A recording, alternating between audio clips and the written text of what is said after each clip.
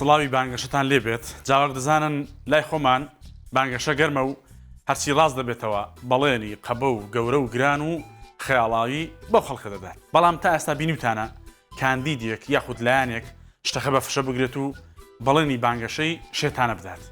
بێگومان لێرە شتی لەو شێوەمان نییە، هەمووی جددیە و خۆی کردووە بە ڕزگارکەری ئەو خەڵکە. بۆیە لەگەڵم بن با باسی پارتی شێتە ترسناکانی بەریتانیاتان بۆ بکەم. ئەوان هەر بە گاڵتەجاری خۆیان زۆر شتیان گۆڕیوە. لە بەریتانیا حزبێک هەیە بە ناوی شێتە ترسناکان. ساڵی 1982 ئەوان دامەزراون.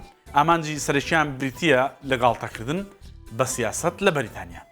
جا لای خۆمان ئەندامەتی لە حزب لەسەر نەمای ئەوەیە تەعینت بکات یان چوزانم سەرچاوی داراییت بۆ مسۆگر کات. هەموو ئەوانەی لەناو حیزبەکان ئەندام زۆربەیان ئەوەیە کە حزبەکە دەیانژێنێت.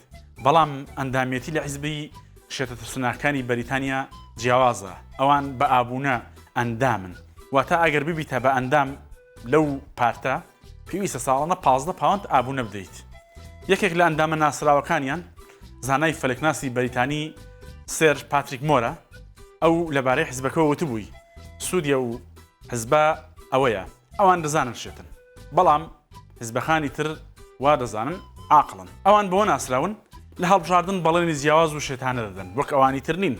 ئەنی شتی جددی و بەڵێنی قەبە و بەڵێنی بێکردار بە خەڵک بدەن. ئەوان شتەکان جۆرێکە لە گاڵتەجاری. ئەمە بەشێک لە بەڵێنەکانیانە. بۆ نمونە کەمکردنەوەی ماوەی دووگیانی لە 9 مانگەوە بۆ 7 مانگ.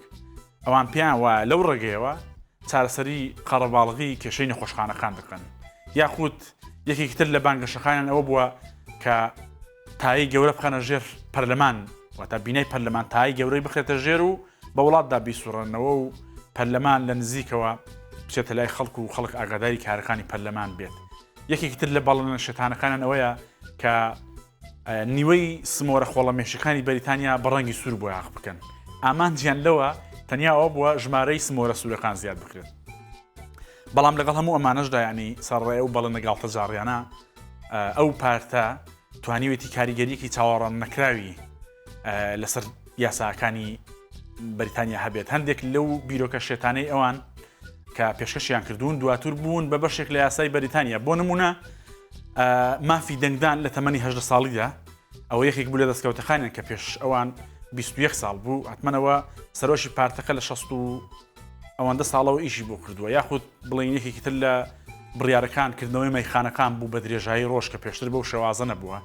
هەر لە بەڵێنەکانی ئەواندا پاسپۆرت بۆ ئاژەڵە ماڵیەکان ڕێگەی پێ بدرێت کە پێشتر ئەوە نەبوو. ئێستا ئاژەڵە ماڵەکانی ئەوێ پاسپۆرتیان هەیە و چەند بەڵێنێکی تر لەوانە ڕێگەدان بە ڕادیۆی بازرگانی و چەند شتێکی تر. هەرچەندە ئەم پارتە هەرگیز کورسی پەرلەمانی بەدەست نهێناوە. بەڵام چەندی جار توانیوێتی لە هەڵبژاردنە لاوەشیەکان دەنگی زیاتر لە پارتە بچووکانی تر بەدەست بهێنێت بەتایبەت لە هەڵبژاردننی شارەوانیەکاندا. ئەمە بەشێک لە دەنگەکانیانن کە زۆرترین دەنگی ئەو پارتە کە بەدەستی هەنابێت لە ساڵی 2019 بوو. ئەنی زۆرترین دەنگ توانی 9700 قسوور دەنگ بەدەست بهێنێت. ئەوان دەڵێن ئامانجمان بردنەوە نییە بەڵکو گەیاندنی پەیامێکە. پەیامەکەشیان ئەوەیە سیاست پێویست ناکات هەمیشە شتێکی وشک و بێزارکرد بێت.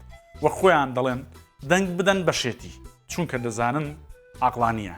لە کۆتاییدا لە کاتێکدا کە سیاستمەداران بەڵێنی گۆڕانکاری دەدەن پارتی شێتە ترسناکان لە بەریتانیا بە سادەیی پێمان دەڵێن کە هەندێک جار باشترین چارەسەر پێکەنینێکی گەورەیە نەک ئەو مڕچومۆنی و ئەو بەڵێنە قەبە و گەورانەی کە هەرگیز بەدینایەن.